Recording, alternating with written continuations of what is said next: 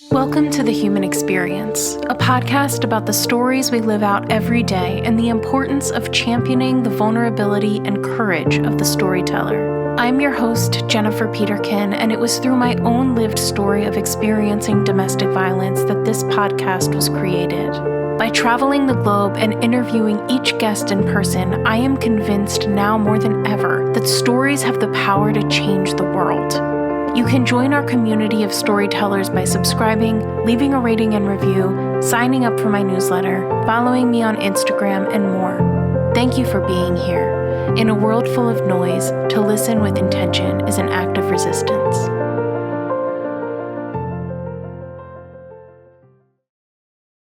I've been traveling for the last 3.5 months and just recently got home. To say I've been exhausted and overwhelmed would be an understatement. Total brain fog. That's when I tried Magic Mind, this small juice shot that's loaded with nootropics, adaptogens, and vitamins like C and D. I drank it, and within minutes, I felt more clear-headed and ready to get things done. It's been my go-to for staying productive, and I think you'll really like it if you need that mental boost. Episode 64 of The Human Experience is Saloni's story. Saloni is a former HIV and sexual health physician with a PhD on HIV infection and drug use. Her passion for this area of health led to her working with marginalized populations from all over the world. Saloni was good at her job, and it was something she took a lot of pride and joy in. But abuse and bullying in the workplace would ultimately see her leaving her career altogether. Through her healing journey and drawing on protocols she already implemented in her practice, Saloni found a new passion in coaching others through their trauma, specifically by using EMDR therapy, which stands for eye movement desensitization and reprocessing, which can be a particularly effective therapy for those that suffer from PTSD. Though her experience in losing a career she worked so hard for is not a pleasant one, Saloni has realized her purpose in motherhood, coaching, and in newly becoming a published author of children's and young adult fiction. A brief content warning before we begin: this episode contains conversations around bullying. This episode was recorded in Chester, England. So we are sitting in Chester, in the UK. Never been to Chester before, never heard of Chester before, but I'm so glad to have met you because now I have, and we just did like a little walking tour, and it's so fabulous. There are certain places I feel like when you are there, there's like an inherent magic about them. And I tend to find that with like older places. So places that have just like a lot of history. Yes.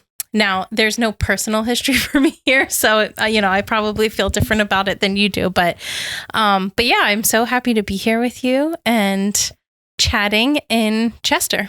Yeah, it's great to have you here.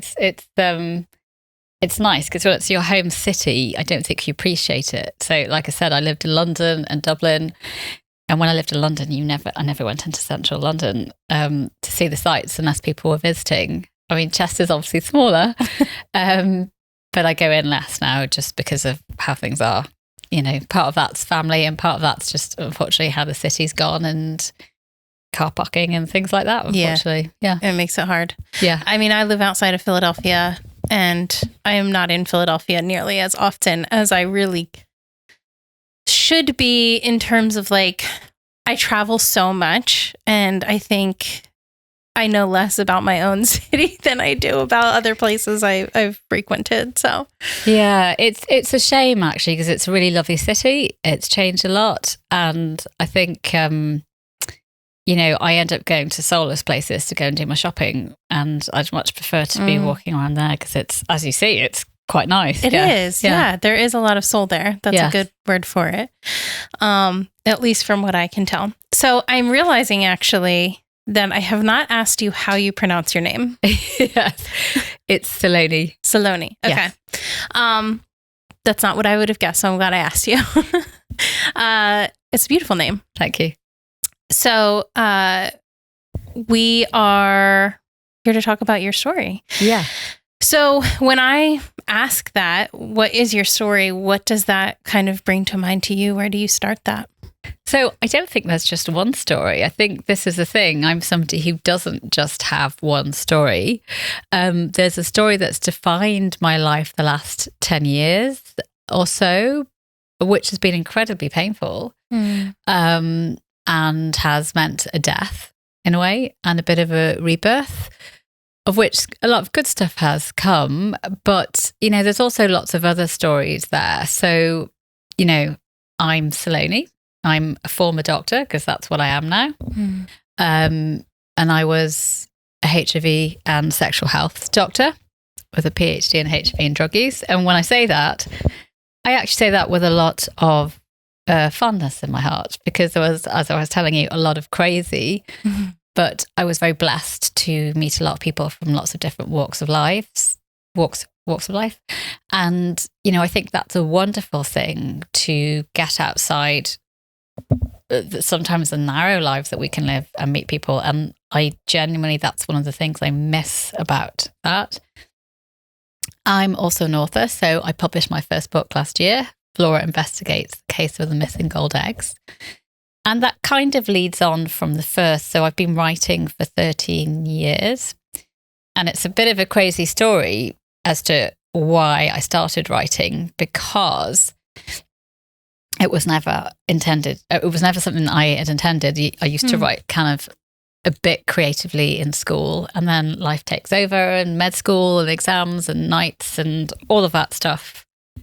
And I stopped and didn't have much of a creative outlet. It wasn't massively fostered in my family, unfortunately, which is just one of those things. And so I started writing again when I was doing my PhD. But the reason I started, it's a funny one.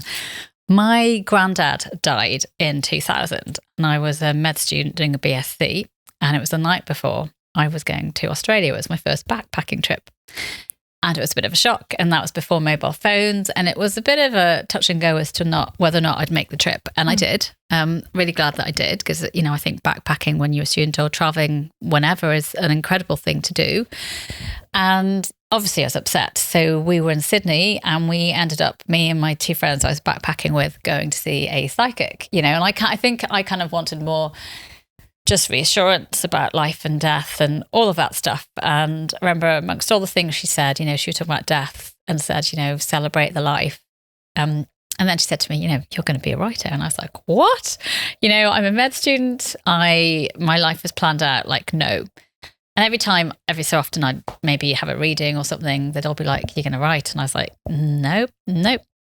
And then I did eventually start when I was doing a PhD on HIV and drug use, which is crazy, because you'd imagine you wouldn't have time. But I think it was a challenging PhD because of the cohort of people I was looking at, and there were other issues. But it meant that I could manage my own time. And so I got to explore other things and do things like meditation and Reiki and all of this stuff. And I started to write. And I've done courses and conferences and paid feedback and pitched to agents and all of that stuff. And in the end, I self-published last year, and that was because of where my life was with my work situation. I also coach, and again, that is also linked to my work situation. But I suppose the last 9-10 years of my life have been dominated by what has been a pretty terrible workplace bullying situation and stalking and ghosting and gaslighting, and ending up incredibly unwell. So I had PTSD and didn't know it and wasn't diagnosed. And my perception, even though as a doctor, was that, it was somebody who had gone to the army and that kind of thing. Yeah. And, I had it. The sad thing about it was that I was attending a lot of clinicians. So I was going to occupational health because of the work bullying. I was off sick and I was quite unwell. So, a lot of people have said to me over the years, many of whom are healthcare providers and doctors. So, friends, colleagues, just come back to work. At the time that I went off sick, I was probably sleeping 2 to 3 hours a day, broken sleep, eating a banana a day, having the runs, crying at work, having chest pain, irregular periods. So it wasn't just a small trifling thing. And, I also, as part of this, ended up being stalked and somebody sent anonymous letters out about me to employers and union reps and GPs. So they'd done their homework, and I couldn't get anybody to take it seriously. So the police did nothing. And the suggestions from colleagues and some of the professionals that were looking after me was that maybe I had sent the letters, which is astounding in itself. Especially because a lot of these, well, they are healthcare professionals. So that left me very scared when I ended up getting pregnant. And I was older getting pregnant because my work had taken over, and very much wanted a child, and meant I moved country when I was 6 months pregnant, which wasn't a great thing to do because, you know, you don't know the infrastructure, even though it's only the UK to Ireland or Ireland to the UK, and, you know, midwives and this, that and the other. And so I went into a birth not really in position to negotiate. And I ended up with birth trauma. And then finally, I got very unwell and lost a lot of weight and just didn't want to be alive. I felt very guilty looking at my eldest. I would just cry, and I didn't want to be alive. So I wasn't, I didn't contemplate killing myself. I just didn't want to be here. And I had a lot of guilt around that, you know, that my child suffered because I just was unavailable. So it got diagnosed. It still took me a while to get treated, and I did get treated then. I got the EMDR during that time and started making plans, and then had to go back when I was pregnant the second time and get my birth trauma treated with the EMDR as well. And then I self-published. So I went and published my book about a year, 18 months later. And I know a lot of people say, well, you've self-published, it's not like proper publishing, or it's not like an agent publisher's taken you on. And I pitched this book to 2 agents in the last 2 years. Prior to that, one had given me great feedback and I loved it, but she couldn't take on because she was in a publishing house. And the other one had just said to me, look, celebrities, in this age range, it's celebrities. And because I was stuck in my work situation and I wanted to move on and get some power, I thought, you know what, I'm just going to do this.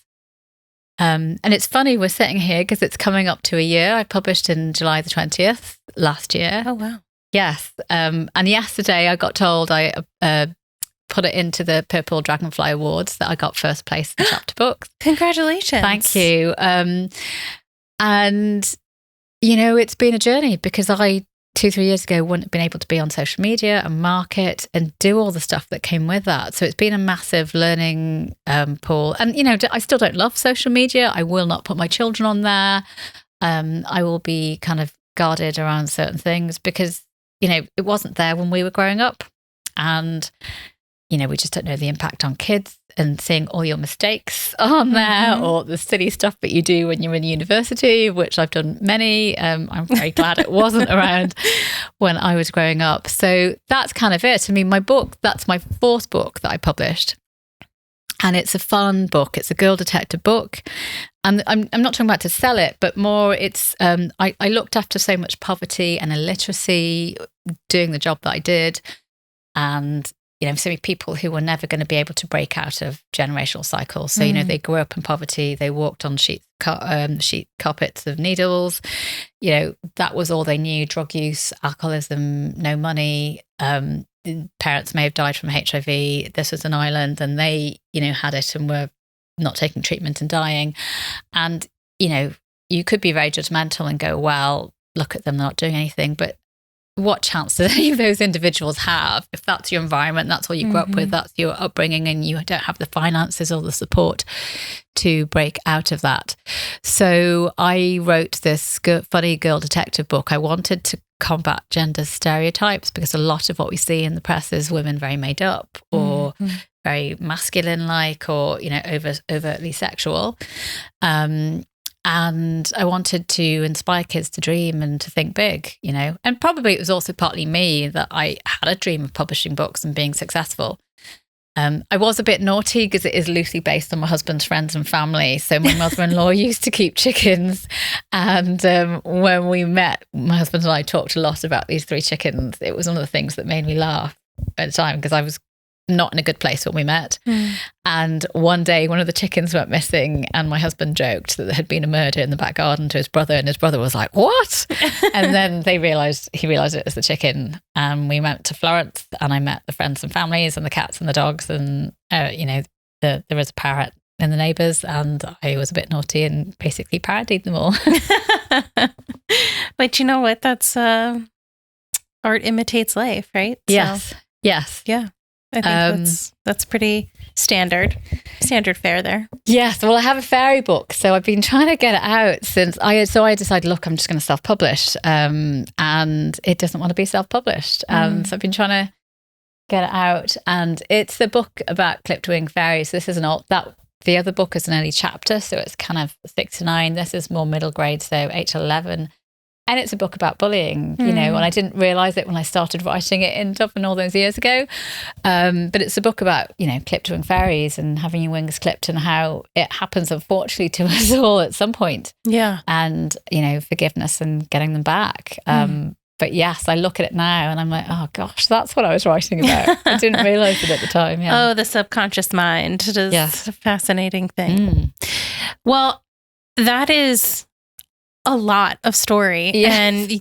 And that's just a lot to walk through. So I'd like to go back and actually ask you why that was the field that you chose, because that is such a unique field to be in. At least from my perspective. Yes, no, it is. It's a good question, actually. I fell into it. So my perception, I grew up in, 80s, 90s, and certainly the 90s here in the UK, it was terrible. The adverts about HIV were tombstones. And the perception was that it was all just gay men. Yeah. And, they'd been doing terrible things. And I was working in London at the time. So I was a junior doctor on a rotation. So a year was in Hertfordshire, just outside of London, and a year was in the Royal Free. And I ended up doing an infectious disease job at the Royal Free. And there was a big HIV unit. And at the beginning, I was like, oh, okay. And then I started looking after the people, and I realised they were nothing like I'd been led to believe. Like they were just normal people. Some of them were just normal mums and dads. Some of them were African. Some of them were drug users. Some of them were gay men. But some of them could have been me, could have been you. It was just somebody who had been unlucky, and they had no idea where it came from. And it didn't really matter where it came from. And that kind of started to turn things around. I wanted to do infectious diseases, and the medical training was undergoing a lot of change. And so I ended up applying for that and genitourinary medicine, which is a specialty that's not really it's the UK and Ireland. It's different in Europe and the US. It would be a branch of infectious diseases. And so I ended up applying and doing that. And it was something that I actually really enjoyed. So I think it was certainly the right area of medicine for me. Yeah. With my personality. Yeah. That's so interesting. And I actually love that that's kind of how you fell into it too, in that it was this compassionate realization that almost kind of drove you forward to say, okay, this is not at all what I thought it was. And so I kind of am going to pursue this in a way of, I don't want to be a part of the stereotype that says like, oh, everybody that has this deserves it, right? That they asked for this kind of thing. Yes. So the one other thing I forgot to mention was about South Africa, which I'll come back to. But yes, you're right. And I've met that a lot, even with other doctors. So as a doctor who was looking after people with HIV, sometimes you would have to fight. And sometimes I'd have people saying to me, well, your patients. And I'd be like, what do you mean my patients? My patients are the same as anyone. Yeah. Like, there's no difference here. And I was always very passionate about that it didn't matter who did what or what they had done, because I've looked after people who murdered people or this, that and the other. Everyone deserves treatment and deserves to not be judged. Obviously there needs to be boundaries, so you can't be using and hurting people in a workplace, but everyone deserves treatment and to not be judged. But there also needs to be respect coming back. My other experience prior to that had been my elective. So in 2000 or maybe it was the year before. Anyway, I lose my dates. It might have been 1999, or it was the year after apartheid had ended. I ended up going to South Africa for my medical elective to Drakensberg, and that was eye-opening because everyone pretty much, it was a small hospital, had HIV there, and it was really like, wow, a bit scary. We were a med student, and I remember we bought the AZT at the time to take out with us in case we had a needle stick. But it was a phenomenal, mind-blowing, just how all the wards, all the patients, it was just HIV, and how bad it was, and the children and all of that. But then I kind of, life took over, and then it was in London where I just, the perception or what you'd been told was very different to reality. Yeah.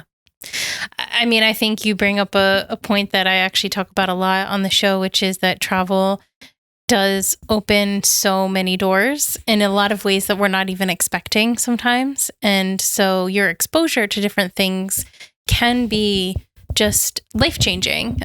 Even if it doesn't feel like it in the moment, it may be something you call back to in the future. So yeah, I mean, I think it's really important, and it's fabulous that you did it, because then it ended up being something hugely important to who you became. Yeah. I mean, if you had told me I'd do a PhD in HIV and drug use, I'd laugh. Like, you've seen Chester, it's much more diverse than it used to be. Okay. And I went to a girls' school here when I was older. It wasn't that diverse, and I really wasn't exposed to any of that. And it was a big shock when I moved there of the drug use, and people asking me for prescriptions, and they'd be like, "What? Why?" And then the violence that went along with it, and people shooting up. We did have people shooting up on the wards and having to be kicked out, or because it's a risk to staff. Sure. So that was very eye-opening. And again, you have perceptions. So there's perceptions of, well, this person uses drugs, then, whatever, why can't they just sort themselves out? But, a lot of those individuals grew up in those certain backgrounds. A lot had huge amounts of trauma, physical trauma, sexual abuse. And, in their situation, I couldn't really blame them for just wanting to be out of it. Gabor Mate always says addiction is hiding from pain. And I think, a lot of us do that in different ways. But if you've got severe pain, then you go more extreme. Yeah, absolutely.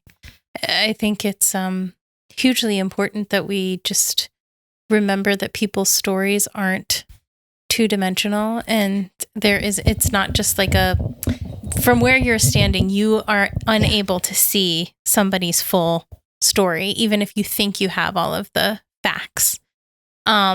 Sort of off topic. Yes. But I'm curious about your your thoughts on, so I know in the United States, needle exchange programs have been quite big. I don't know what they're like over here. What is that like in this area or the UK, Ireland type area? So I don't know that much about the UK. I can tell you about Ireland. So when I was doing my PhD research, they went hard against it, and that soared the rates up.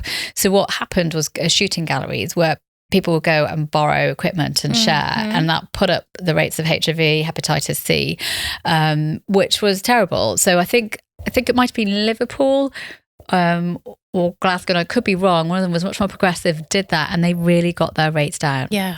So they're a good thing. I think that now it's really one-dimensional to think, oh, right, well, if we don't give them shooting equipment, they're not going to shoot up. Right. People are going to shoot up. So you may as well do it safe and reduce the risks of HIV and hepatitis C and all of that, because it's better for everyone. There's less of it around. There's less need for healthcare then. Yeah. Prevention is better than cure, isn't it? Yes, absolutely. No, I 100% agree. I think it's, I don't think it should be as controversial as it is of a topic. I don't understand why it is. It just seems very paternalistic, right? I'm going to tell you, don't shoot up, and that's that. Like, people are like, people are in pain and they're wanting to zone out, and it's not that easy. And, if you look at certainly a lot of celebrities, I mean, all this kind of, sometimes the social media is like just attention to make themselves feel better. Mm-hmm. Do you know what I mean? It's a different way of trying to alleviate that pain or not feeling good enough. Oh, sure. Addiction we've sanctioned certain addictions as okay, and others we've villainized to the point of, just completely ostracizing people from society. So Yeah, it doesn't really make sense when you think about it like that. I suppose if you look at the model of care, so I was having this conversation with somebody else about another podcast of, okay, the amount of money that's spent on methadone and on people bouncing in and out of hospitals and housing and then not housing, if you actually spent some of that money on really trying to help them clear and work on the trauma and getting them into places where they're not, if you're living in a hostel and everyone else is using and drinking, it's nigh on impossible if you're trying to go dry to not. But, if you were able, because that's a phenomenal amount of money. Yeah. To redirect things and actually look at a model, and I know it won't be very popular for saying this, look at a model that actually gets people to try and look at that trauma and so that they don't need ongoing care. Well, then that's a different route. And that led on from me with my experience with PTSD. So I just got to getting told that I was depressed and anxious and giving antidepressants. All they did was numb me and make me very, very sleepy. And I didn't want to be numbed. I knew that something had happened. I knew I wanted to feel better. I'm a coach. I was doing EFT. I was trying everything, yoga, Pilates, shamanic healing, astrology. I wanted to feel better. And at one of the worst, I was pregnant. And I remember going to the prof of psychiatry in one of the maternity hospitals saying, I don't want to feel like this. Please send me to a psychologist. And I didn't know I had PTSD. I didn't know about EMDR. And, they just said, well, we don't want people to return to this workplace. But they weren't doing a supportive letter for me to my employer to kind of try and sort this out or to back off or to pay me because I was pregnant and not getting paid at that point. And, they just said that. And I think now back to that, if they'd gone, actually, you might have PTSD or if they'd thought about it and mentioned it, then I could have made a choice as to whether or not I was going to pay, or if I didn't have the money, ask somebody to lend me the money to pay, because that really did transform my life. Yes. But, it was just take a tablet. Yeah. Which wasn't the kind of doctor that I was. I mean, obviously I did prescribe a lot of medication, but that could have saved me 2-3 years of turmoil. And my child, the first 6 to 9 months of their life of having a mother who was just not there and emotionally unavailable, which is terrible. And you are somebody that had access, right? So to think then of the people that are without access, you had access and you didn't get the care you needed. With people without access, what hope are they supposed to have then? How are they supposed to dig themselves out of it? And it kind of goes back to what you were saying of, the generational cycles of trauma. Where are they supposed to get the relief? I mean, I didn't. So I was massively failed antenatally with antenatal and postnatal care. And I was massively failed by multiple clinicians with my PTSD. Because, it could have just been turned around. If somebody had sent me for EMDR and we'd worked on it, I could have been better within 2 months. But, that was also the system. So I had another conversation with somebody about bullying and how, we're at epidemic proportions. It's off the scale, and a lot of employers, it's off the scale in schools, but also in workplaces. And it goes back to kind of society and emotions and kids and, just not being emotionally unavailable and all of that stuff.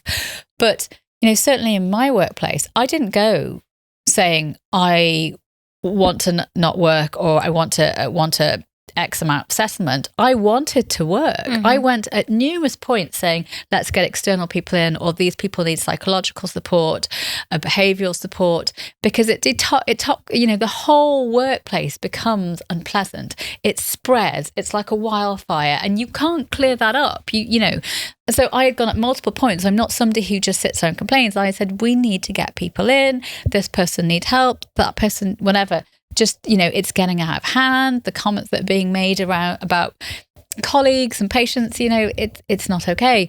They didn't want to listen, and then the employers didn't want to listen. And, the shame about this and how it's dealt with is it actually ruins lives. Let's be honest with you. It ruined my life for a bit and I managed to turn it around. But there's plenty of other people who would have been in my position who haven't. And certainly financially, my medical career is over. Which is a massive financial change in my life, but also for patients, because I was good at my job. But, workplaces become inhospitable, toxic. And the money that was spent to just kind of gaslight and on lawyers could have been spent to do what I had suggested and get people in and get support, psychological supports for people who needed it. And I was told at times, you can't change people. And you're right, you can't, but you can make them take responsibility for the impact their behavior has on others. Yes. And you can make them know that if they're having a bad day, they can't take it out on others. And this is not acceptable, because all you do is pass the problem on, but you make it worse because you've enabled them and they've got away with it for longer. So you're just passing it on and you're ruining people's lives. Yeah. And so that's what they do. And, medicine in particular is terrible. For what I understand, often it's high fraught. Often it is a bullying culture because that's how we learn. But, it could have been turned around so much more easily, so much more cheaper. I could have still been there because I was good at my job. People could have been rehabilitated or supported and, made to look at ways that they could behave differently or the impact of their behavior on people. Because certainly I wasn't the only one targeted, and the behavior spread and that other individuals were copying it. And so I think that's the massive shame about this, that it doesn't need to be this way. And it's actually much cheaper to do it that way. I mean, the only people who went out are the lawyers. Yeah. And certainly in my situation, there isn't a lot of justice there for what you've gone through. Sure. And PTSD was just perceived as almost like I was making it up and not really real. And, it's just like, really, like it's the same as me, if I had a cancer diagnosis, I've had more thing, but, the turmoil's been as bad. I've been almost just as unwell for almost just as long. But, the perception is as well, it's PTSD, it's just mental health. Mm-hmm. I'm somebody who had no mental health issues before this. Do you know what I mean? I didn't. Wow. Yeah. Yeah, I think it's hugely important and cannot be overstated, especially at this time, how much our mental wellness affects our physical wellness. And the fact that, we're starting to have conversations about it, but we're still not going far enough, I think, with how our bodies actually do respond to our mental health. Like, it has to be the most extreme for us to even start talking about the physical manifestations of stress and trauma. And it's like, trauma encompasses a larger amount of things than we like to talk about. And I think there's a spectrum for sure. Not everything is equal, but that doesn't mean that there isn't a place for healing for all of it, right? There is a spectrum that you're looking at, but that's like with all things. And you don't ignore the smaller things because they don't exist. That's not true. I mean, so I used to see the mind-body connection so much. And you see it a lot in sexual health of individuals who've cheated on somebody and they're convinced they've got something, or, relationships that might be a young guy that comes in who's having erectile issues, and that maybe they've got a partner for the first time they really like. And it was really complex. It's well known. So I totally agree with you. Like, it's, I was so physically unwell by the end of this. And the only reason I'd been able to put up with it for so long was because I was working part-time and I was writing and coaching at the same time. And that's what kind of sustained me for a good few years of this. But, it hit a point where I just couldn't do it anymore. Like, I was having chest pain, because it was just so incredibly painful.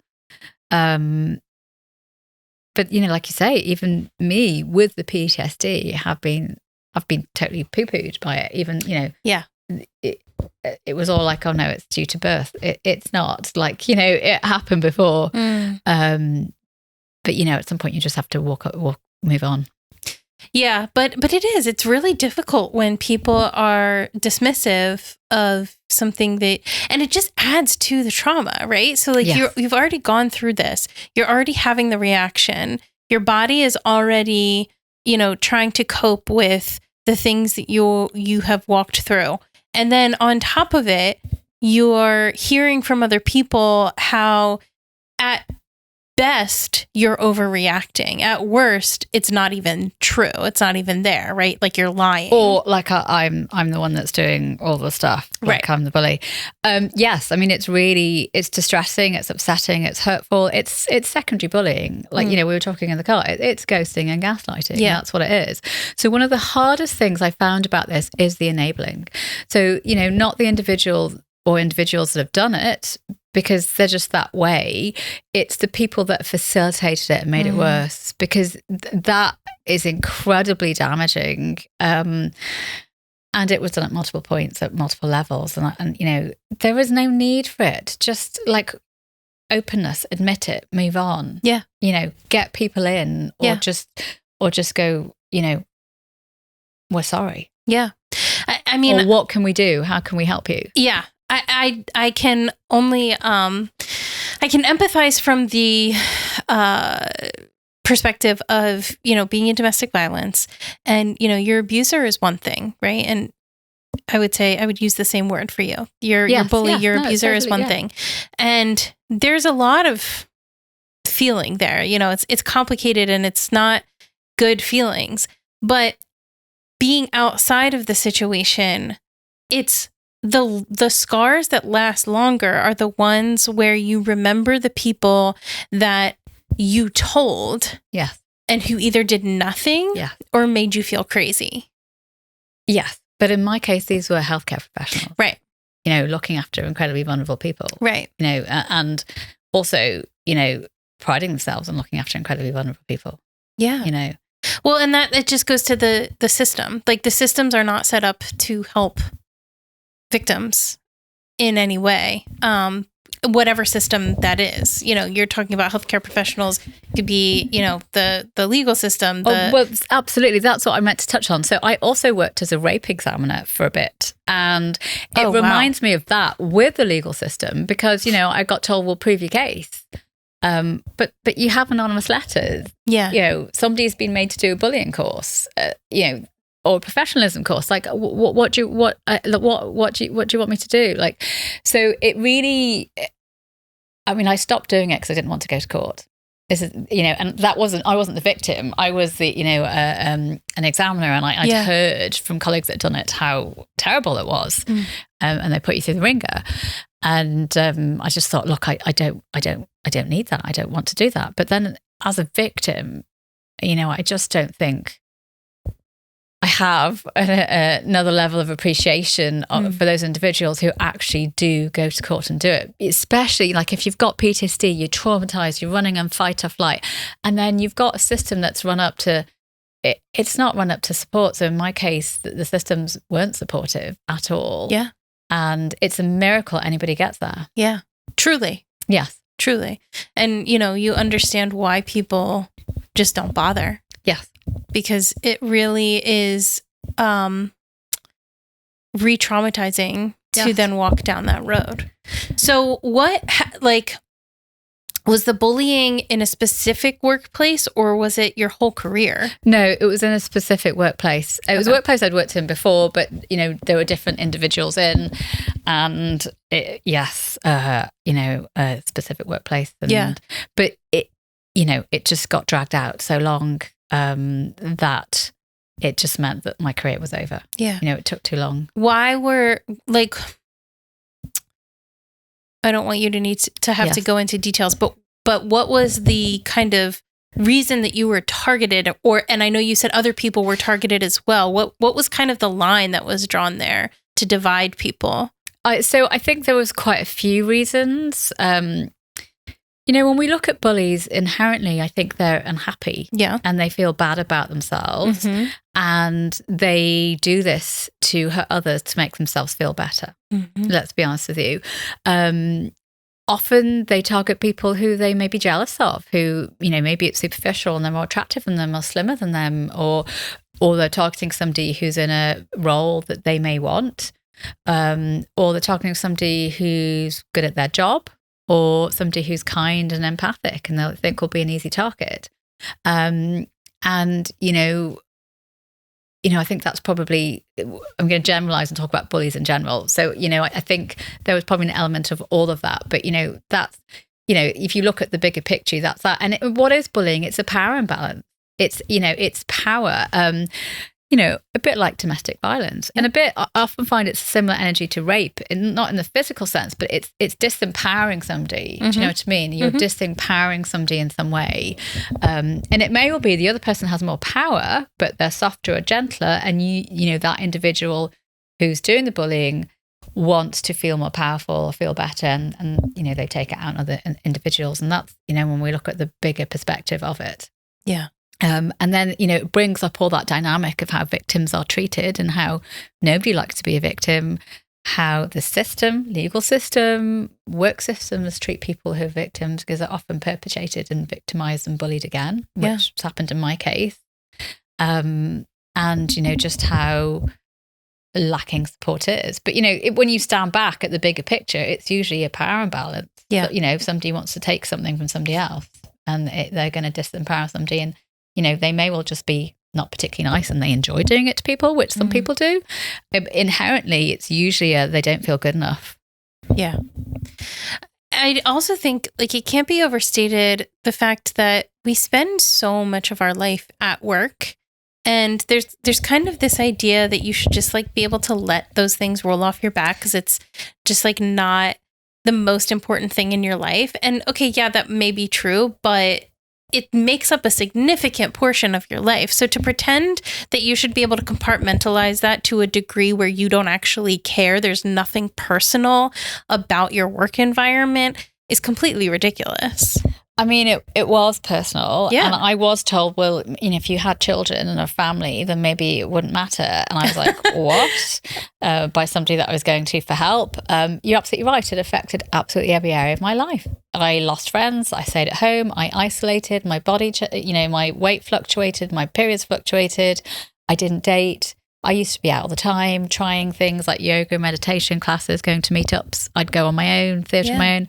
I stopped doing all of that. I lost so many friends because I was ashamed and embarrassed because it wasn't not anyone that done it. It was the people telling me that you're imagining it, or actually you're the one doing it, or this, that, and the other. And it got so bad at one point that I wasn't the only one, would walk into the workplace and avoid a certain entrance because we didn't want to go past certain offices. Yeah. Yeah, it's awful. How soon into your career did this start? Oh, well, I was quite senior at that point. So I had been a doctor for, 15 plus years at that point. So I was senior. So, and also because I was the more senior, it was like, well, how could that happen to somebody more senior? And because, it was a junior and training and all this stuff. And like, oh, you're senior, you can take care of yourself. Okay, so everyone can attack me and gang up. I mean, it became gang mentality towards the end. It was just a free-for-all because you would see it when you had a person with patient with personality disorder come in. They destabilize the whole ward within a day. It just became like that, but it really became gang mentality. And people who I thought were friends, like I had a friend warn me that I was going to be scapegoated, then started copying the behavior. Oh, a year later, yeah. So you had, significant work experience under your belt. Yes. You had a great career. You loved your career. I was good at my job. I think that was probably part of the problem. I was trying to bring changes in and make it more efficient and better for everybody. But, people often don't want to change. And that's true. Unfortunately, certain countries and workplaces, people really don't want to change, and, they get promoted and they may not be doing great at their job as it starts, and, it's dysfunctional.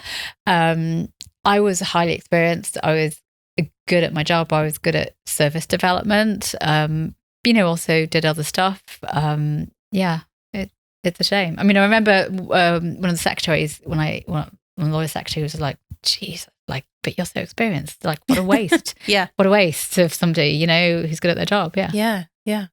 When did you start to tie together the physical manifestation of what was happening to you? I think it was only when it was extreme and I got the chest pain. And I think I tried for so long. I kept on hoping it was going to turn around. I think, I had PTSD and didn't know. So you're just in fight or flight. You're in fight or flight and your energy's all gone and you're just trying to get through the day.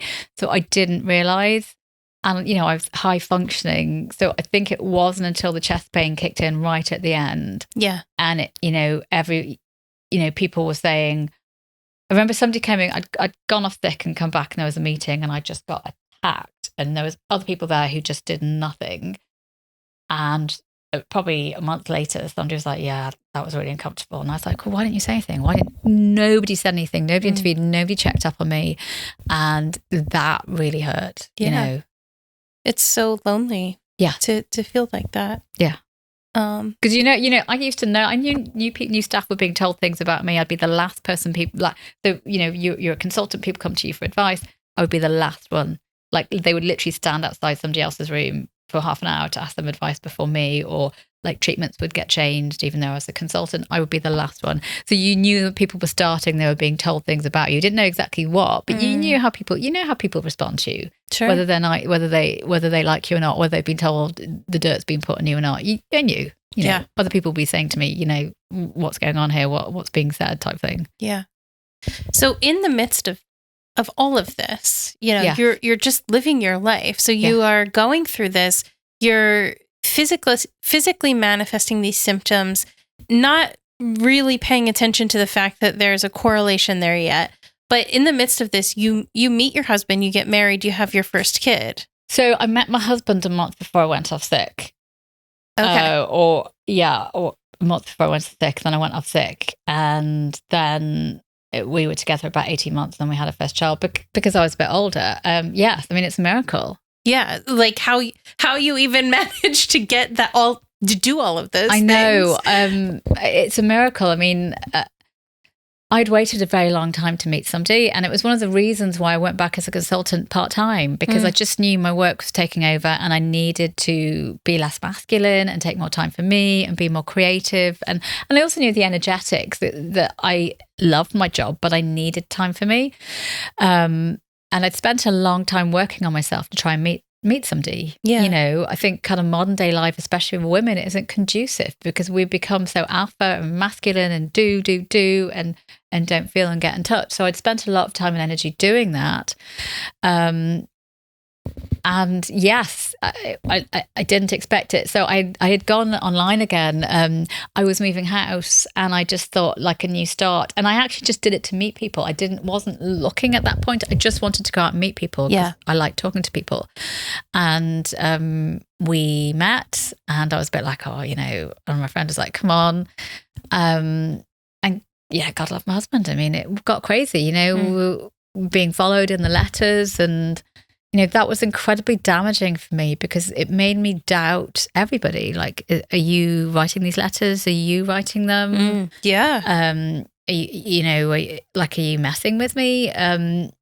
So it was really damaging. I'm lucky. I think I'm lucky he was there and he didn't get spooked. I'm surprised I got pregnant with all the stress.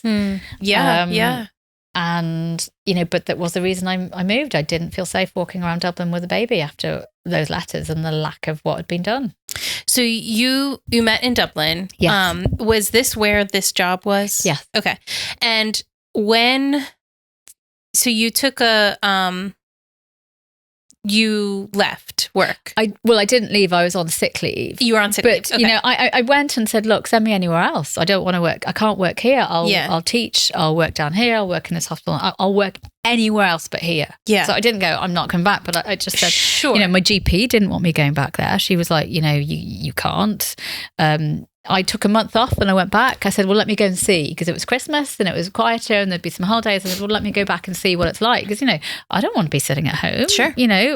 Like that's the last thing I want to be doing. Yeah. But then I returned and it was clear it was no better. Nothing had been done and all of this stuff. And everyone just expected me to be back to normal and and it continued. So I went off and then nothing was done, just take some antidepressants, this, that, and the other. But like, I'm not returning to a workpace where this is happening. Nothing's being done and I'm not being listened to.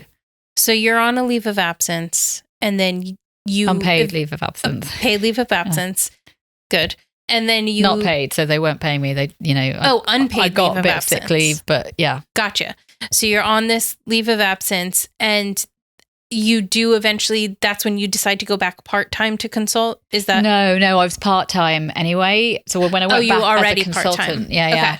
When I returned to that workplace about 3 years previously, I went back part-time. So Okay. I was a consultant, kind of not prof, but a senior doctor. Okay. So through all of this, how long did you work there? That time it was about 2.5 years. I'd worked there before for like 3.5, and then a year. So I'd worked there before. Yeah, and was each time no as bad? only, it was only just this time. the last time. There was a change in personnel. Different new staff would come in because the senior doctors are the same, but the junior doctors, you get them rotate in every 6 months or a year, or that kind of thing. Yeah. Okay. So then that's all happening. When does the stalker enter the picture? During that. So I had just gone off, and at that point I was like, okay, they aren't taking this seriously, because I got told by somebody, well, we're not going to take notes because we're not taking sides. And I was like, what does that mean? You taking notes doesn't take sides. It's just taking notes of what's happened. Yeah. At that point I thought, well, I better start saying what my options are. So I sought legal advice, and it was around about that time that the letters started coming. So, I mean, it was clearly done to intimidate me. Yeah. It was clearly proof of, I think, bullying and stalking again. But, yeah. And were they sent to your house? Like, how did you receive them? They weren't sent to me. They were sent to other people. So they were sent to my GP and to my union, but they knew who they were, and they were sent to my employer and to colleagues. Okay. About you. About me, yes. Yes. Trying to get you in trouble? Yeah, that I was fraud and I was making it up. But the most damaging thing was it was saying that I was, out and dating and doing yoga and Pilates. And really the insinuation was that I should be sitting at home in a dark room the whole time. Oh, so it was gotcha. hugely damaging, because I was starting to feel a little bit better, and then that happened and I was scared. I mean, I remember going to occupational health, which for me was traumatic anyway. And they weren't a particularly good clinician, and they didn't have my best interests at heart. And I remember walking out of there going, is somebody following me now? And I walked a different way home, and there was a shop there. I went and pretended to go in, and then I stood behind a crisp machine thinking that if somebody follows me, then maybe they'll think I'm in the shop, and then ran home. Yeah. Yeah, that's, that's a psychological warfare right there. Yeah. Because you're really, like you said, your trust in your environment becomes so small and isolated because it could be anybody. Yes. Yeah.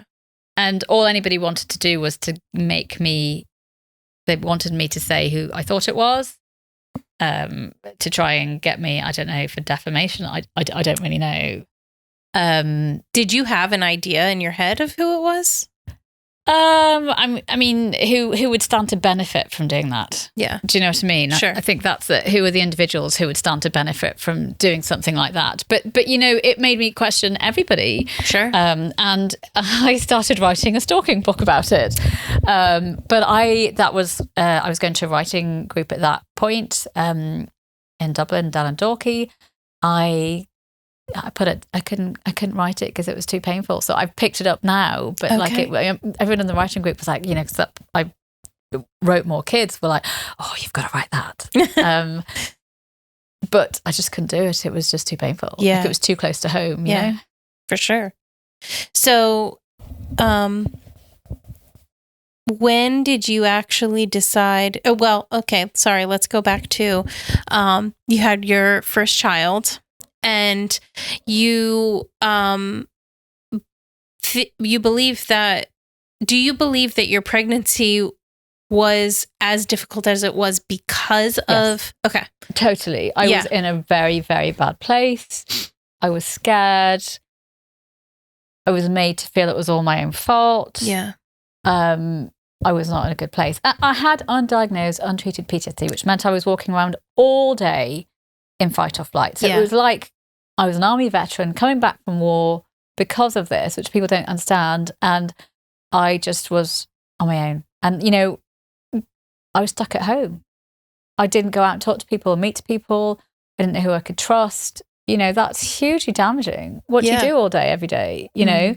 And yes, I write and I'm creative, but you're in fight or flight. It's just dump, dump, dump, dump, dump, dump, dump. Sure. Like I used to do reformer Pilates. I couldn't go and do that because it was too much for me. I used to do intermittent fasting, couldn't do that. I knew again it was too much for me. Nothing made me feel better. Yeah.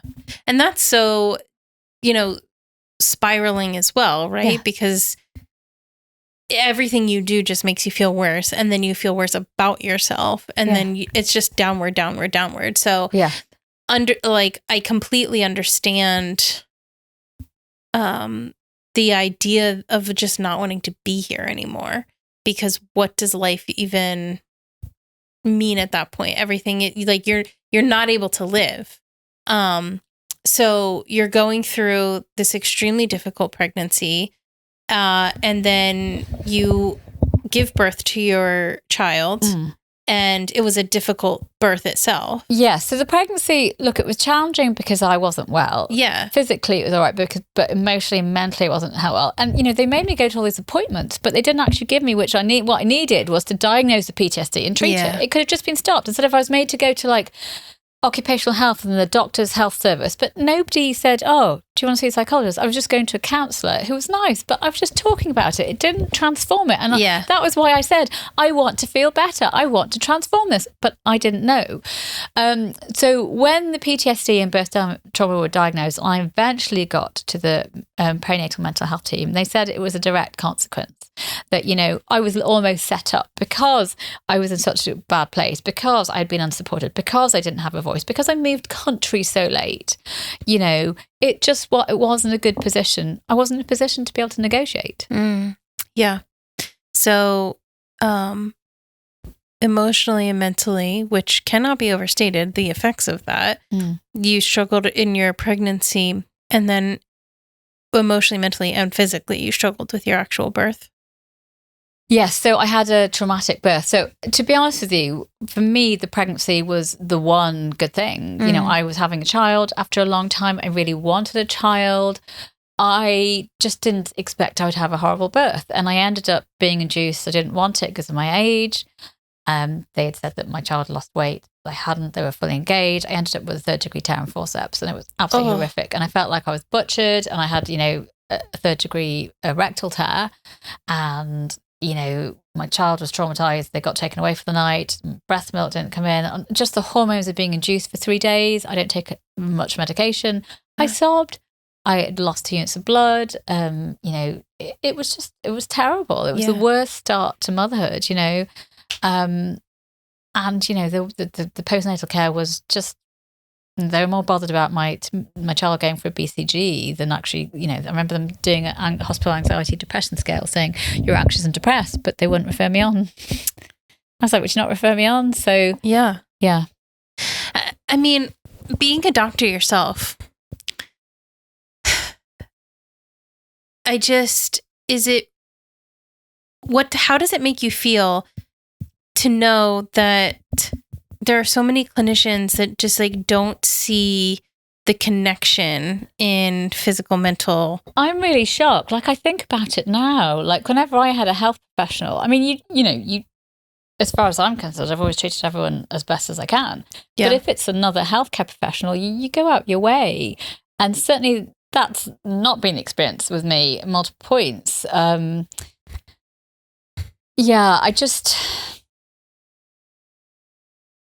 I find increasingly as I access healthcare, it's harder because, there's a lot of clinicians and healthcare providers that are just very shut off and won't see that connection. And so if I'm being honest with you, unless I have to, I won't. Yeah. And that's me as a doctor saying that. Right. I think what's happened the last few years is those of us that may be slightly different or open have a kind of exiting the surfaces because of what's happened on the global scene and, all of that. It wasn't the case for me, but and I'm not saying, there's a lot of very good healthcare providers out there and it's been challenging times, but, I think we forget there's a human there at the end of the day. Yeah. Do you know what I mean? There's a human. It's one person to another. And guidelines and this, that, and the other. There's a person there. And Yeah. I look at these maternity services. I'm like, how do you not get that if the mother's traumatized and you put through this traumatic birth that she doesn't want, and then the child is traumatized that doesn't have long-term effects? And so that's exactly what happened. They did that to me. I ended up with this birth, and then I ended up having to, I had my PTSD treated. But in my second pregnancy, then because they just put me through to community mental health services and not perinatal mental health, which they should have done. I ended up going back for the treatment for birth trauma in my second pregnancy because I was having nightmares about giving birth. And there was all this time and energy put in, and I had a different experience, but that could have been avoided. Yeah. Yeah. Big time. Yeah. I just know so many people that have kind of given up when it comes to healthcare because of just the lack of feeling like they're getting adequate help. And so it's hard to want to move forward when, especially, in the United States too, it costs a lot of money. Yeah. It's very expensive to get care and then to feel like you're not actually being listened to and heard. And it can be a very devaluing experience and dehumanizing experience. I know, because I've been in the other end, with myself and with, family members, and it's not great. If I think of our experiences overall over the last few years, they've been more negative than positive, which is a massive shame. Yeah. Yeah. And I agree. There needs to be grace and compassion for how much has changed, how quickly, especially in this sphere in the past several years. But there needs to be some sort of balance, because it can't be such that people are not able to be viewed as human beings and get care that they deserve. I think that's it. The thing is that I think certainly, I think there's that forgetting there is a human there. And, I would say that to my trainees when they would, make a comment, to be like, but, it's very easy when you're in your position and you're not in their shoes. When I had my second child, it was over Christmas.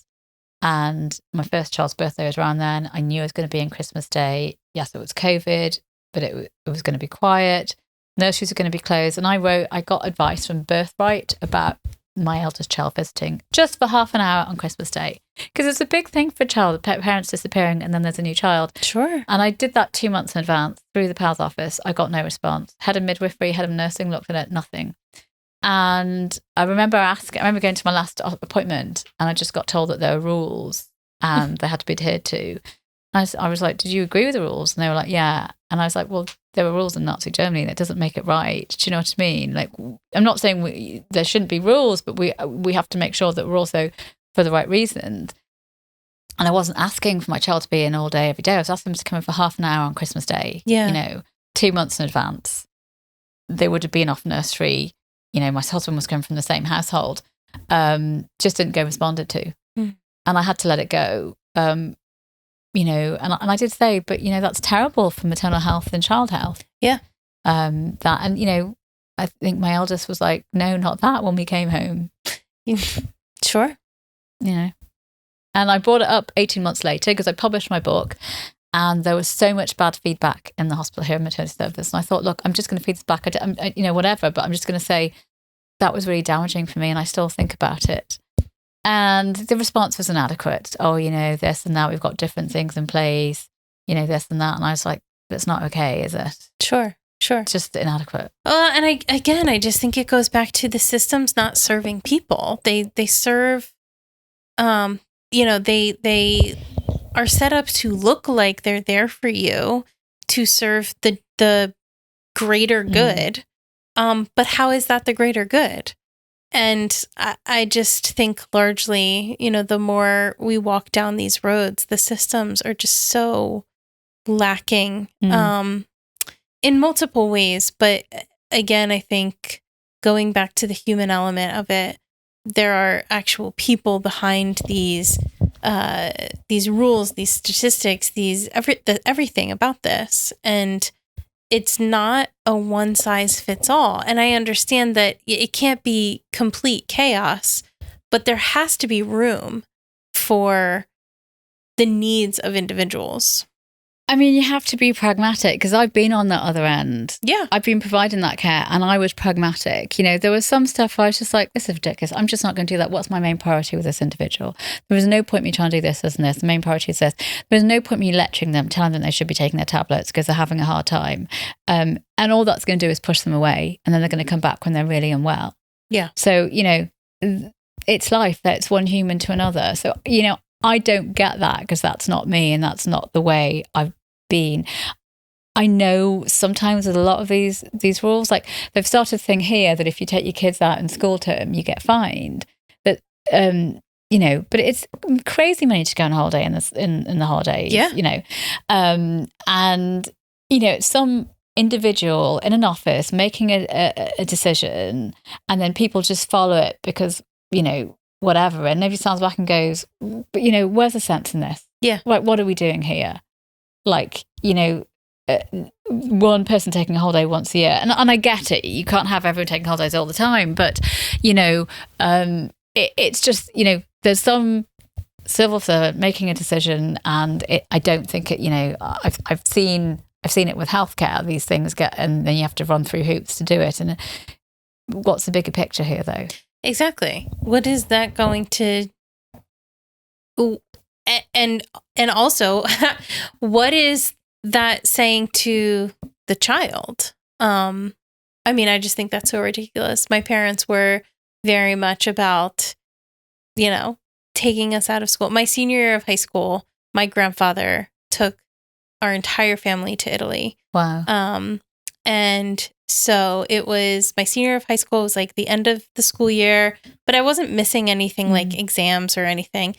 And my parents obviously took me out of school, and there were a couple of my teachers that, you know, were having an issue with it. And my mom was like, I don't care. Like, this is so meaningless in terms of the big picture. I am not going to care about her missing 2 weeks of her schooling versus these memories that she's going to make with her family in this beautiful place that she's going to remember forever, you know, like that. My grandfather's gone now. Those are extremely special memories.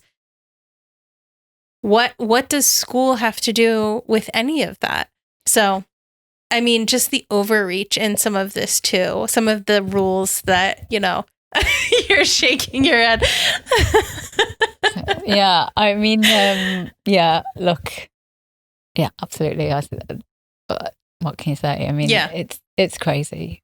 I just don't understand, you know, I because again, like you said, it's people making decisions from a desk. And what does that really, what are you really taking into account when you make those decisions? But we go back to the enablers though, don't we? Because somebody makes a decision and then people enforce that. Yeah. And, you know, they don't stop and think. And that's what we've seen happen a lot the last few years. They don't stop and think, well, that's the way it is. But why? Yeah. And actually, you know, if you look at history, it's been repeated time and time again. Somebody's make a decision, well, that's the way it is. And, you know, that's the bigger picture, isn't it? Anyway, I'm digressing here. No, I mean, I think I did. The schooling thing really got under my skin. So I don't think anything had that to do with anything we were talking about. But where are you now? Yeah. You have completely left, or you're in the process of leaving? I'm in the process of leaving. Okay. I mean, my medical career is over. It's just taken so long. Things move on. The practicalities, the specialty they do is very small. Everyone knows everybody. It's been a couple of years. Also, just medical registration. Like mine was an island. I've had to de-license here because I don't have appraisal. I need letters of support from there to get here. And the specialities changed here. It's more family planning based. And because I was an island and we didn't do family planning, I let it go because there was no point. And I wasn't going to be doing my CPD. So it's just meant that it's gone unless I retrain. And at my age and after my expertise, I'm just not going back to nights and retraining. I actually enjoyed the speciality that I did. But I think it's just been too long, you know, and it would be too small. I couldn't imagine. I've done a lot of work on forgiveness and moving on, and I have got to that place where, I'll sit there and I have forgiveness practices, and I will work through everybody in work and family members and friends and just anybody, flatmates who've touched my life, and I'll have periods of doing that. So I'm not sitting there raging. I've made my peace with it. I've moved on. I forgive, but I still don't want to be sitting across the desk from somebody who told me I was imagining it and making it up and hugely, you know, or leave. There's no job is worth this. But what am I supposed to do? I'm actually in bits now. Do you know what I mean? How am I supposed to make money? Or to see them at a conference? Like, I'm not going to sit there and smile and pretend everything's okay. You know, I may have forgiven you, but that doesn't mean I sit there and go, yeah, great, do it again or whatever. I'm just not going to, I can't do that. Right. I think that makes a lot of sense. And I don't think that we should have to be in those spaces anymore, even though we are healing or have healed part of that. How does it make you feel, though, to walk away from something that you spent so much time and energy pouring yourself into? Yeah, so it's been like walking away from 20 in marriage. Like, I started in med school when I was 18, but you know, you start preparing for that when you're a lot younger. And I didn't know who I was. So much of my identity was tied up in being a doctor. So much of my time, so many sacrifices, friends, colleagues. It was just so much. It's been very, very painful. And there's been a lot of grief. You know, it's time to walk away now. I'm ready. I want to move on. I'm lucky because because of my family. You know, I'm lucky that I met my husband and that I have two incredibly cheeky and wonderful children. You know, they kind of saved me in a way. You know, because it gives me something else. You know, I think also publishing my book and doing that, it wasn't the way that I wanted to do it. I'd always wanted an agent and publisher, but it was. I did it. Yeah. Do you know what I mean? I did it. Yes. After everything that happened, I did it. I wrote it and I got it edited and illustrated, and I'll show it to you. You know, it's a funny book. It's not my my fairies and my heart song book. If it's the funny, sassy book, and you know, I did it. Yeah. And so that was like moving forward. And this weekend, I'm hoping to do my EMDR training. And part of me is like, why am I doing it? Because I don't have a massive amount of time to coach. But it feels like it's the year, it's the right thing to do. It gave me my life back. And it was so powerful, you know, and often with my coaching clients, I tend to find that people gravitate to me who have sexual trauma or have been raped or abused. And, you know, they may not have told anybody or you know, never dealt with it, and they may be old. So, you know, I'm not one of those coaches that wants people coming to me for years. I want to help people move on. I'm a change agent. So, I don't mean that in a horrible way. If you want, no, I love to hear that. But you know, it's like the last time I was doing back coaching, I had a whole family. It was wonderful. They're all doing great. They've all moved on. And you know, I've had one or two that have come back once or twice or three times, and they moved on. And that's wonderful to see them, you know, living their lives. Yeah, yeah. I mean, that's how care should be, but you know, that's not the model that has been set up and perpetuated. And, you know, that's across a lot of different spheres of influence too. It's not just healthcare. But yeah, I think a lot of our systems are created to keep people unwell and dependent. And,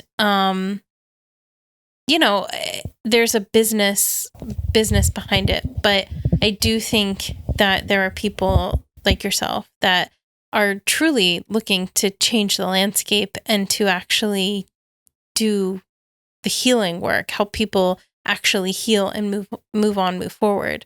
I think it's such an important piece of the puzzle too when we talk about trauma, because trauma is something that will affect you forever. Yeah. Like it will never not be there, in the sense that you will remember what happened. It has shaped who you are.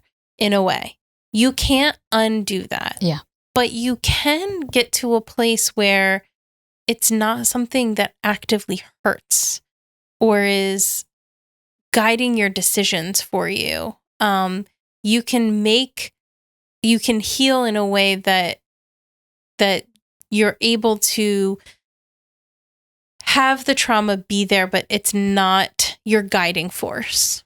I mean, I can talk to you before my EMDR. We'd be having this conversation. I'd be crying. Yeah.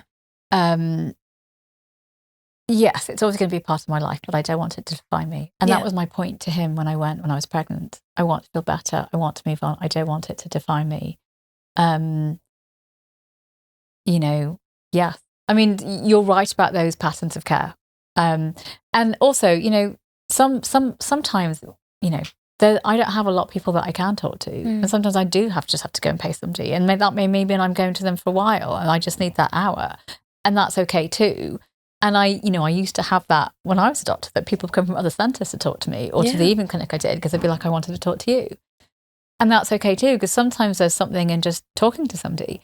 As a coach, though, that's not really me. Yeah, it's, I digressed and I lost where I'm going. No, it's okay. But yes, I don't want it to define me. You can move on. I think that's the thing. Yes, I was motivated and I was doing a lot of other stuff, but it's to be in a place where things do happen and it's always going to be with you, but you can move on. Yeah. I think too, one of the things that I like about what you are doing and kind of the path that you've pursued is that when we talk about trauma and we talk about healing, therapy comes up a lot, and talk therapy can be very helpful, but it can also not be. And so the fact that there are different modalities to pursue, I think, is an important conversation when talking about therapy. And it's not something that all people are offered, because not everybody thinks that they are worthy, I guess, of being explored. But just understanding the effects of trauma and the depth of it and the different modalities that are out there and that have helped people in such astounding ways. And so, I am a domestic violence advocate. And so, that's something that I talk about a lot too, is like talk therapy actually did a lot for me. And I think that was largely due to the therapist that I had. Yeah. But if talk therapy doesn't work for you, that's not the end. Like there are different things to explore, and it can be really discouraging and frustrating to try to pursue therapy and realize that it's not doing anything for you. So the fact that there are different things out there, I think, is such an important piece of that conversation. I mean, EMDR was great for me. I did do counselling, and the counsellor was very nice, but I wanted it to feel better. I didn't want to be able to talk about it all the time and cry. I mean, there are other things. I know there's like compassion-based CBT. That for me didn't work. I needed the EMDR. It's not been as effective for friends of mine.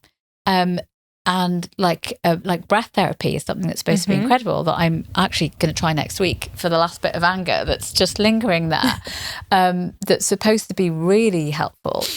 I totally agree. Like, I wasn't given these options, and that was my point. That's why I keep on going back to me saying to him, I want to feel different. Send me to a psychologist. I wasn't told. I wasn't given the option. I wasn't given the choice. And that's the thing about this. It's about making an informed decision and knowing that.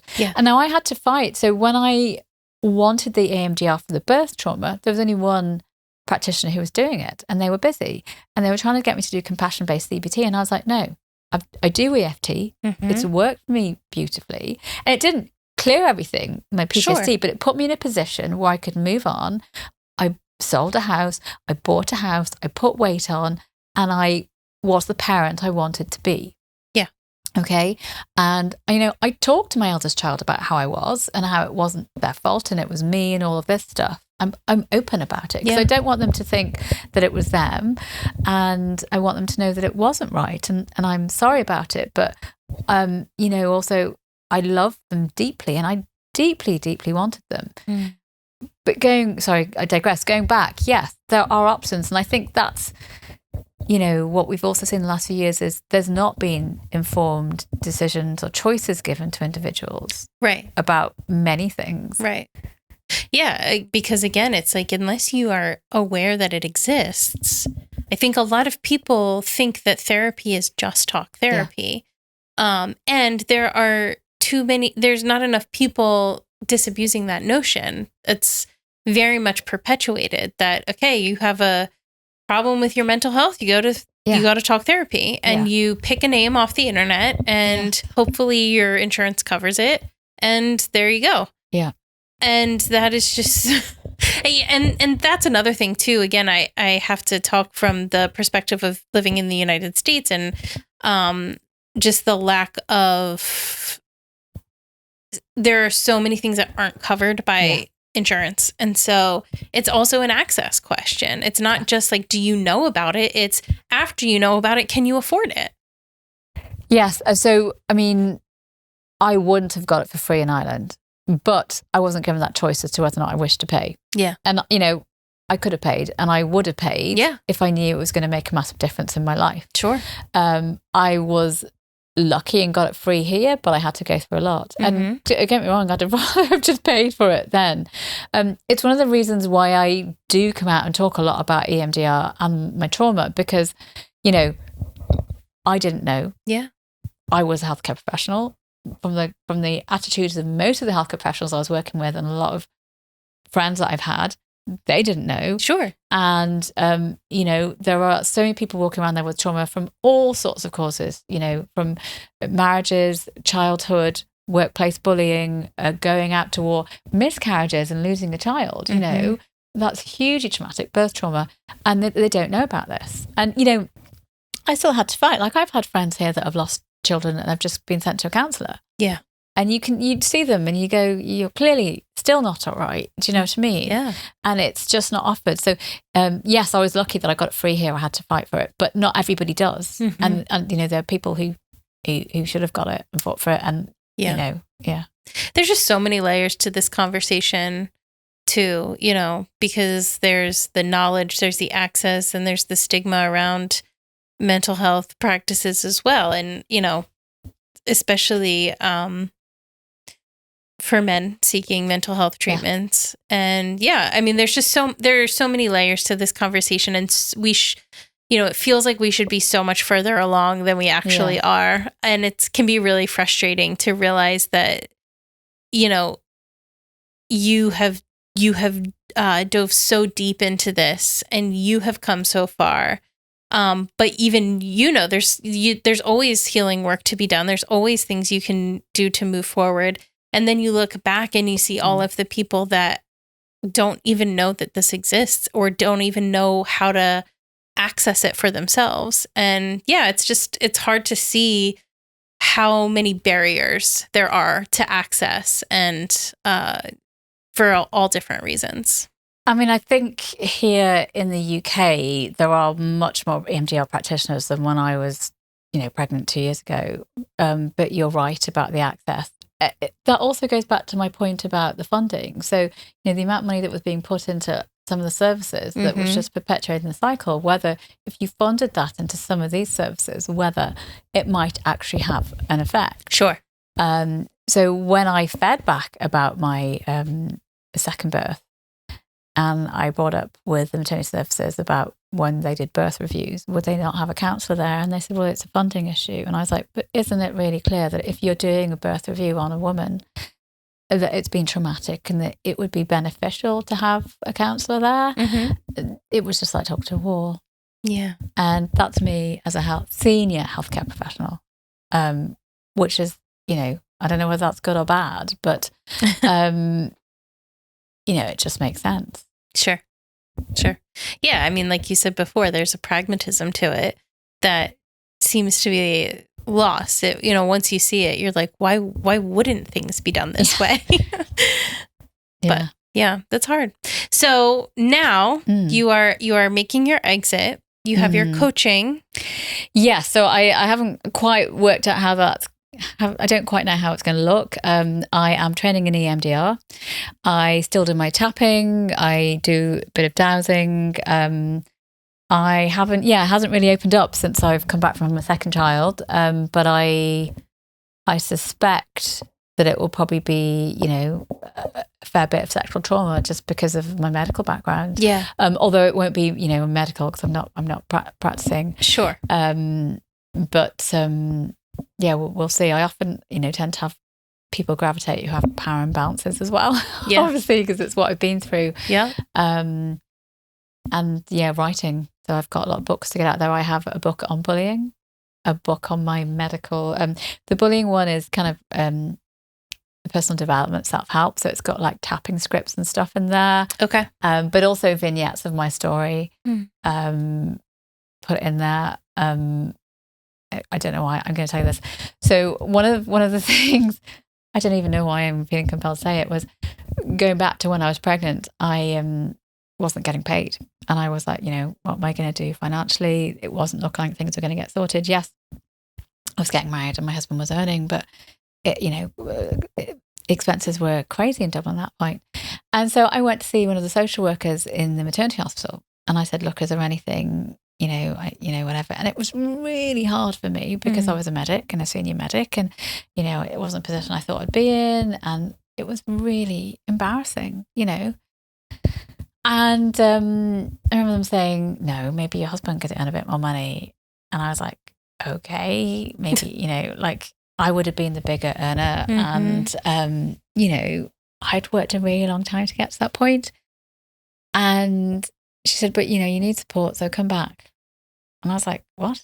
I actually just sobbed and walked out and was like, I'm never going back there again. But, to kind of be told that, but that they wouldn't do anything to support you, or like a letter of support to my workplace or anything, that was a real low moment. And I don't know why I went into that. Sorry. Don't apologize. But yes, books. So yes, I have a book on bullying that I wrote 5 years ago, and I went back and looked at it about 3 years ago. I haven't looked at it for a bit, with vignettes of my story like that, but also with tapping scripts and, talking about some of the things that I've done and where to get help, I suppose. And there's more fiction books, but there's also a medical memoir book. So, I was very lucky. I looked after a lot of incredible people, and it was a privilege and a pleasure to do that. I looked after a lot of crazy too, but there are a lot of good memories. Yeah, it's fabulous. Yeah. So you're really kind of honing in on your writing now, it sounds like? At the moment, yeah. So I'm really, my fairies are very magical, and it's a bit of a gift of a book, I think. And that's what I'm really trying to get out there. And, I think I'd like a publisher, like an indie publisher with that. And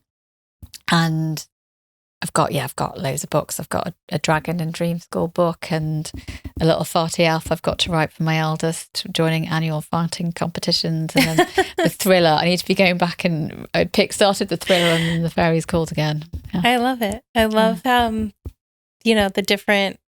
different places you're going with your writing, and it's not just, it's whatever you're feeling, right? Yeah. It's whatever you're kind of walking through and how you can express yourself, and that's fabulous. So I wish you the best of luck with that. Yeah. I mean, when I was a doctor, I didn't just do one thing, so I often did a couple of different jobs. So it's probably where Well, you know what? I find as human beings, we aren't ever one thing, right? Yeah. And so even though we're kind of told that's you have to pick, you really don't. Yeah. So do as many things as you can. Yeah. It only adds to your experience and your knowledge and your empathy. So yeah, I mean, I just want to say that, you can heal, and there are modalities, and, what works for me may not work for you. Yeah. But there is talk therapy, and there is compassion-based CBT, and there is EMDR, and there is breath work. And there's probably loads more too, but those are what I know. Yeah. And, just to give hope to people out there who may be sitting there thinking, I'm stuck in this horrible bullying situation and I don't know what to do. First, just get out, especially if it's a workplace like mine, because you're not going to get anywhere, and it's far better to get out with your health. Yes. If it's earlier, and you do deserve the help. Yeah, absolutely.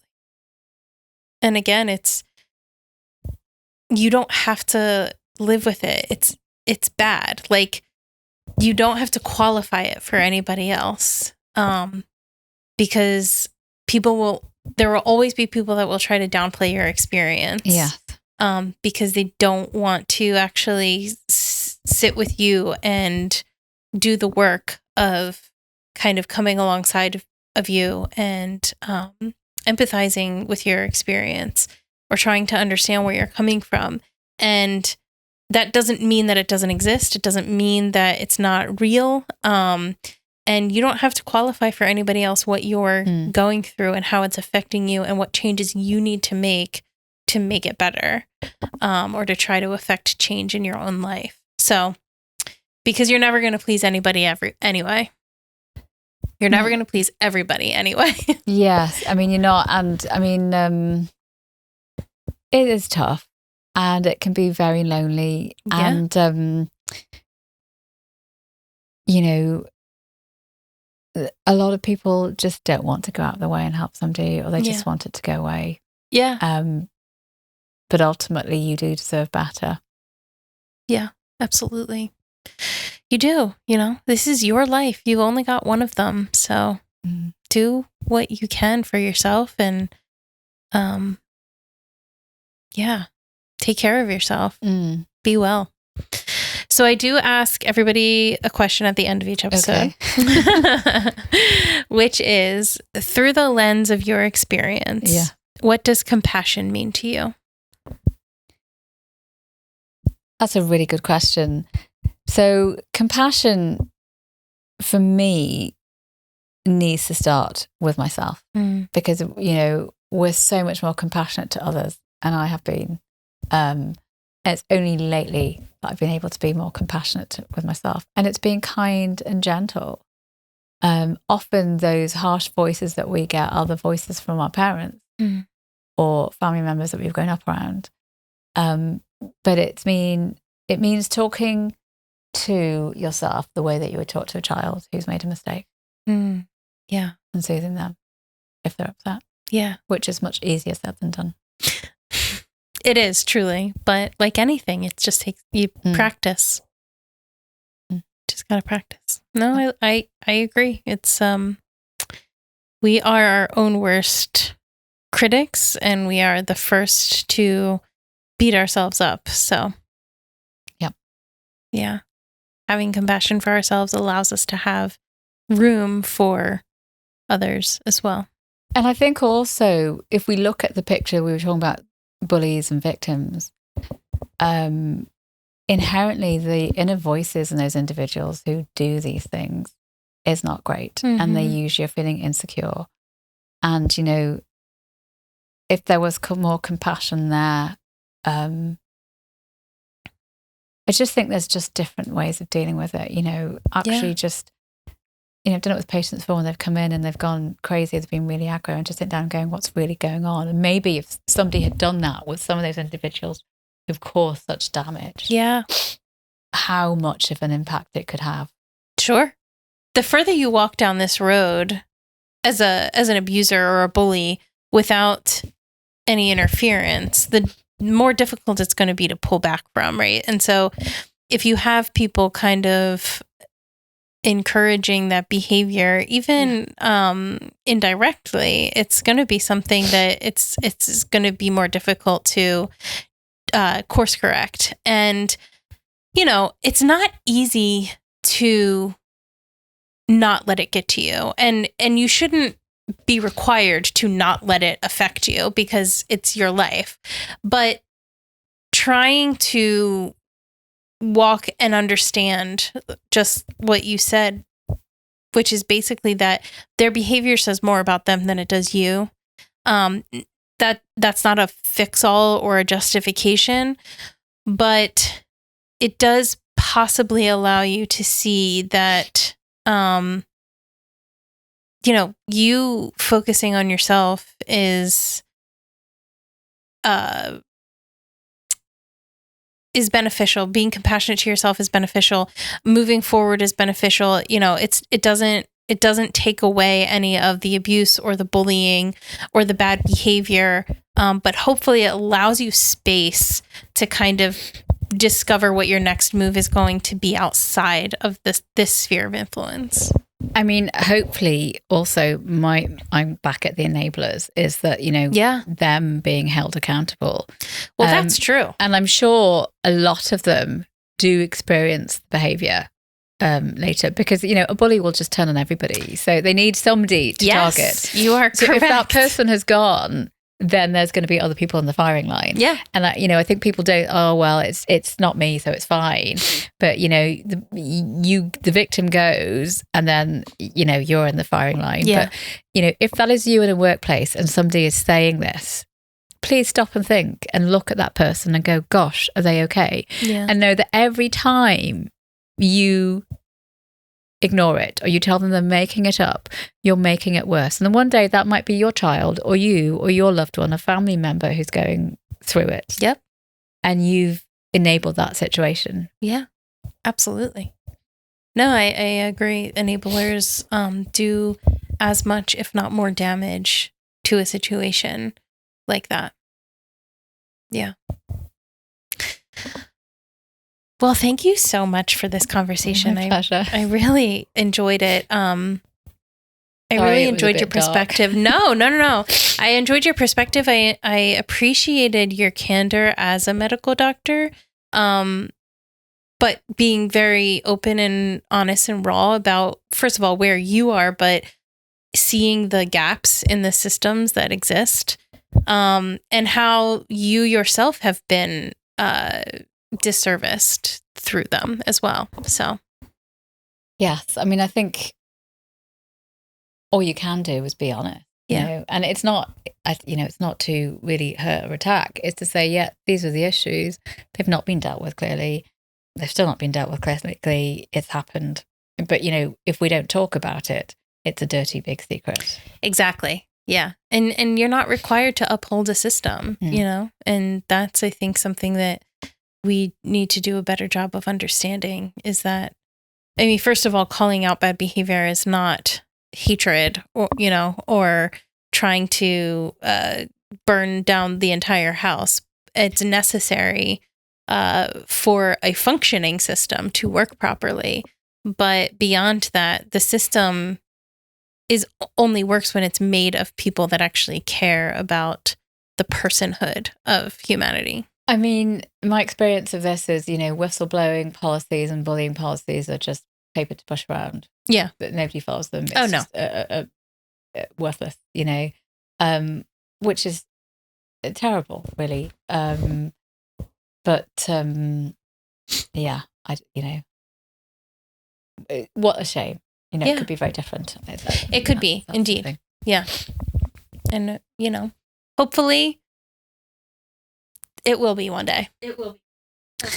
Yeah, I just think those individuals who are part of the problem and think it's great when it doesn't get dealt with, are making a much bigger problem and don't see how that always bounces back on everybody. Like everybody suffers. Yeah. There's no need for that. And one day it might be their child or their family member or them on the receiving end, because, if somebody's been allowed to continue in this way, and I'm not saying it's about pointing the finger and saying this, that, and the other. I'm saying it's about getting them support and, looking at why they're behaving this way and, the impact of their behavior on others.